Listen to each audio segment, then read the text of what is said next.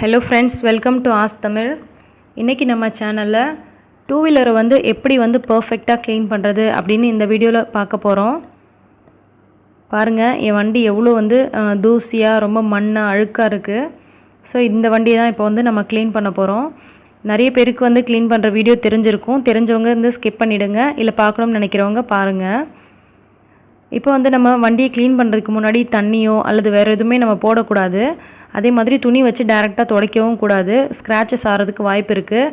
ஒரு try cloth எடுத்துகிட்டு, cotton cloth அல்லது பனியன் கிளாத் இருந்துச்சுன்னா அந்த மாதிரி எடுத்துகிட்டு முதல்ல வந்து ஃபுல்லாக அதில் இருக்கிற தூசியை அந்த மண்ணெல்லாம் வந்து நம்ம ஒரு துணியால் தட்டி விடணும். ஸோ அந்த மாதிரி தட்டி விடும்போது பார்த்திங்கன்னா நமக்கு ஸ்க்ராச்சஸ் இல்லாமல் நமக்கு வந்து அந்த மண்ணெல்லாம் வந்து உலர்ந்து கீழே விழும். தூசி இருந்துச்சுன்னா கூட பார்த்திங்கன்னா நமக்கு இதிலே வந்து இந்த மாதிரி தட்டும் போதே வந்து எல்லாம் வந்து நமக்கு போயிடும். ஸோ வந்து ஃபஸ்ட்டு நம்ம இந்த மாதிரி தட்டி விட்டுறணும். ஃபுல்லாகவே தட்டி விட்டுட்டு எந்த அளவுக்கு ஃபோர்ஸாக நம்மளால் தண்ணி வந்து தெளிக்க முடியுமோ அந்தளவுக்கு ஃபோர்ஸாக வண்டி ஃபுல்லாக வந்து தண்ணி தெளித்து விட்டுறணும். அடுத்தது நான் இதில் வந்து கொஞ்சமாக ஷாம்பு போட்டு கரைச்சி வச்சுருக்கேன். தண்ணியில் ஷாம்பு போட்டு கரைச்சி வச்சுருக்கேன். இதில் வந்து எந்த துணியால் நம்ம வந்து வண்டி க்ளீன் பண்ண போகிறோமோ அந்த துணியை வந்து அலசிடலாம். ஒரு முறை அலசிட்டு இப்போ அந்த ஷாம்பு தண்ணியில் ஷாம்பு கரைச்சி வச்சுருக்கோம் இல்லையா, அதில் வந்து தொட்டுக்கிட்டு இப்போ பைக் ஃபுல்லாத்தையும் நம்ம வந்து தொடச்சி எடுக்க போகிறோம்.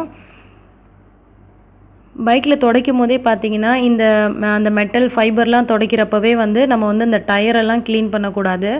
ஃபஸ்ட்டு வந்து நம்ம அந்த பைக்கோட மேலோட்டமாக அந்த மேல் பகுதி இருக்கு இல்லையா, அதை மட்டும் வந்து நம்ம வந்து க்ளீன் பண்ண போகிறோம். டயர்ஸ் எல்லாம் வந்து ஃபஸ்ட்டு நம்ம க்ளீன் பண்ண வேண்டாம். அது வந்து நம்ம தண்ணி ஊற்றிடுறோம்ல, அதுலேயே வந்து கொஞ்சம் நேரத்துக்கு வந்து அதில் ஊறிட்டுருக்கோம். அந்த டயரில் உள்ள அழுக்கு அந்த மண்ணெல்லாம் வந்து ஊறிட்டுருக்கட்டும். அந்த டைமில் பார்த்திங்கன்னா நம்ம வந்து மேலே உள்ள அந்த மெட்டலு, அந்த ஃபைபர் பார்ட்டு, அந்த சீட்டு, இது எல்லாமே வந்து நம்ம வந்து இந்த ஷாம்பூவில் வந்து நம்ம தொட்டுட்டு நம்ம வந்து ஃபுல்லாகவே வந்து தொடச்சி இந்த மாதிரி தேய்ச்சி எடுக்க போகிறோம். இந்த இடுக்குலலாம் பார்த்திங்கன்னா அந்த துணியை விட்டுட்டு நல்லா நம்ம க்ளீன் பண்ணும்போது சூப்பராக எல்லா இடமுமே பார்த்திங்கன்னா தூசி இல்லாமல் நமக்கு வந்து க்ளீனாகி வெளியில் வரும். ஷாம்புக்கு பதிலாக நீங்கள் வந்து பேஸ்ட்டு கூட தண்ணியில் கலந்து நீங்கள் யூஸ் பண்ணிக்கலாம். ரெண்டுமே நல்லாயிருக்கும். பட் வந்து துணி சோப்பு அந்த மாதிரிலாம் போடுவாங்க, அந்த மாதிரிலாம் நீங்கள் போடாதீங்க. ஷாம்பு அல்லது பேஸ்ட் வந்து நமக்கு பெஸ்ட்டு. நான் இந்த மாதிரி வந்து ஃபுல்லாக இந்த ஷாம்பில் வந்து தொட்டு நான் வந்து ஃபுல்லாக தொடச்சி எடுத்துட்டேன். இந்த மாதிரி வந்து தேய்ச்சி எடுத்தாச்சு. இப்போ வந்து நம்ம டயர் க்ளீன் பண்ணுறதுக்கு முன்னாடி நம்ம வந்து ஃபுல்லாக வந்து இது மேலே வந்து தண்ணி ஊற்றி விட்டுறணும். ஏன்னா அப்படியே வந்து இந்த சோப்போடையே வந்து இந்த ஷாம்பு இருக்கு இல்லையா, அந்த நுரைச்சி இருக்கிறதோட நம்ம வந்து காய விடாமல் ஃபுல்லாக நம்ம வந்து தண்ணி ஊற்றி விட்டுறலாம். இல்லைனா நம்ம அப்படியே டயர் க்ளீன் பண்ணுற வரைக்கும் அந்த டைமில் பார்த்திங்கன்னா இது வந்து காஞ்சி ஒரு மாதிரி வெள்ளை வெள்ளையாக ஆகும். ஸோ அந்த மாதிரி நம்ம வந்து இது விடாமல் நம்ம வந்து தண்ணி ஊற்றி விட்டுறலாம்.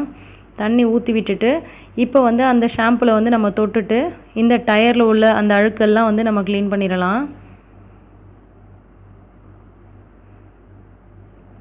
அதனால தான் நான் உங்களுக்கு ஃபஸ்ட்லேருந்து பார்த்தீங்கன்னா மேலோட்டமாக அந்த மேலே இருக்கிறத மட்டும் க்ளீன் பண்ணிவிட்டு அதில் தண்ணி ஊற்றி விட்டேன்.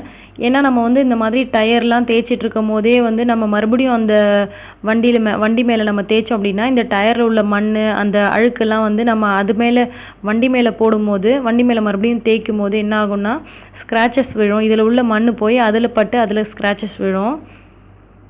இந்த மாதிரி ஒரு பஞ்சு இருந்துச்சுனாலும் உங்களுக்கு பெஸ்ட்டாக இருக்கும். இந்த மாதிரி பஞ்சு வந்து இந்த டயரில் வச்சுட்டு தேய்க்கும் போது நமக்கு வளைஞ்சி கொடுக்கும்.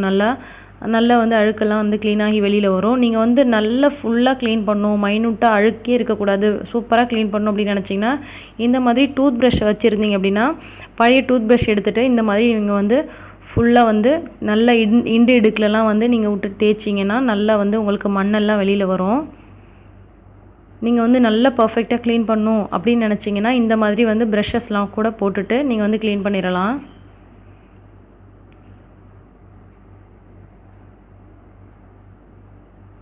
இப்போ நமக்கு டயர் வந்து நல்லா க்ளீன் ஆகிடுச்சு.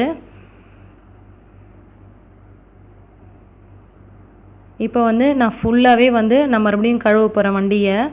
இந்த மாதிரி எந்த அளவுக்கு உங்களால் ஃபோர்ஸாக தண்ணி வந்து ஊற்ற முடியுமோ அந்த அளவுக்கு நீங்கள் வந்து ஃபோர்ஸாக தண்ணி ஊற்றி விடுங்க. அதே மாதிரி நான் துணி இருக்கு இல்லையா, துணியை வந்து நல்லா அலசிட்டும் இதில் வந்து தேய்ச்சி விட்டுருங்க.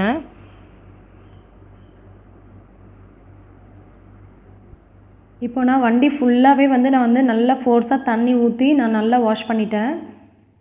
அந்த கால் வைக்கிற இடம், நமக்கு அந்த டயரு, அந்த ஸ்டாண்ட் போடுறோம் இல்லையா, அந்த இடம், அதுக்கு உள்ளலாம் பார்த்திங்கன்னா நிறைய அழுக்கு இருக்கும். ஸோ எல்லா இடத்துலையுமே நல்லா வந்து ஃபோர்ஸாக தண்ணி ஊற்றி நல்லா வந்து இந்த மாதிரி வாஷ் பண்ணியாச்சு. அதே மாதிரி நீங்கள் பார்த்தீங்கன்னா அந்த ஸ்பீட் காமிக்கிற இடம், நம்ம கை வைக்கிறோம்ல ஆக்சிலேட்டரு, அந்த மாதிரி இடம் எல்லா இடத்தையுமே வந்து நல்லா வந்து வாஷ் பண்ணிவிடுங்க. அதே மாதிரி கண்ணாடியும் வந்து நம்ம க்ளீன் பண்ண மறக்கக்கூடாது. அதே ஷாம்பூலேயே நம்ம வந்து அந்த கிளாத்தில் தொட்டு நம்ம வந்து கண்ணாடி இருக்கு இல்லையா, அதையும் வந்து நம்ம க்ளீன் பண்ணிடணும். அப்போ தான் வந்து வண்டியோடு சேர்ந்து நமக்கு கண்ணாடியும் வந்து பர்ஃபெக்டாக நம்ம க்ளீன் ஆகும். ஏன்னா நிறைய பேர் வந்து கண்ணாடி மறந்துடுவாங்க க்ளீன் பண்ணும்போது. ஸோ வந்து இந்த மாதிரி நல்லா வந்து க்ளீன் பண்ணியாச்சு. இப்போ நல்லா வந்து வெயிலில் வந்து கொஞ்சம் நேரம் நிறுத்தி நான் வந்து காய வச்சிட்டேன்.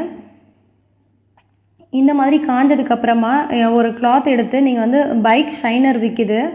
இந்த மாதிரி பைக் ஷைனர் வந்து லைட்டாக ஸ்ப்ரே பண்ணிவிட்டு நீங்கள் வந்து ஒரு காட்டன் கிளாத் எடுத்து அது மேலே வந்து நல்லா தொடச்சி எடுத்துடலாம். நல்லா வந்து ஷைனிங்காக இருக்கும். அப்படி பைக் ஷைனர் இல்லை அப்படின்னா ஆயில் கொஞ்சமாக வந்து கிளாத்தில் அப்ளை பண்ணி கூட நம்ம வந்து தடவிடலாம். நல்ல ஒரு ஷைனிங் கிடைக்கும். பட் பைக் ஷைனர் தான் பெஸ்ட்டு. ஏன்னா ஆயில் அப்ளை பண்ணிங்கன்னா உங்களுக்கு சீக்கிரமாகவே வந்து அழுக்கு வந்து மறுபடியும் ஆகும். அப்புறம் மறுபடியும் வந்து சீக்கிரத்துலேயே வாஷ் பண்ண வேண்டியிருக்கும். ஸோ வந்து பைக் ஷைனர் வாங்கி வச்சுக்கோங்க. பைக் ஷைனர் வந்து ஸ்ப்ரே பண்ணிவிட்டு நீங்கள் வந்து நல்லா வந்து காட்டன் கிளாத்தால் நல்லா தொடச்சி விட்டு எடுத்துடலாம். நல்ல ஒரு ஷைனிங் கிடைக்கும். இப்போ ஃபஸ்ட்டு இருந்ததுக்கும் வண்டி இப்போ இருக்கிறதுக்கும் அவுட்லுக் பாருங்கள் எவ்வளோ ஷைனிங்காக சூப்பராக இருக்குதுன்னு. வண்டி நல்லா வந்து எல்லா இடமும் நல்லா பர்ஃபெக்டாக க்ளீன் ஆகிடுச்சு. நல்லா டயர்லாம் கூட நல்லா அழுக்கு போயிருக்கு. ஸோ இந்த மாதிரி நீங்களும் ஸ்டெப் பை ஸ்டெப்பாக சூப்பராக வந்து பர்ஃபெக்டாக வந்து உங்கள் வண்டியை நீங்கள் க்ளீன் பண்ணிடலாம். இந்த வீடியோ உங்களுக்கு பிடிச்சிருந்தால் லைக் பண்ணி மற்றவங்களுக்கும் ஷேர் பண்ணுங்கள்.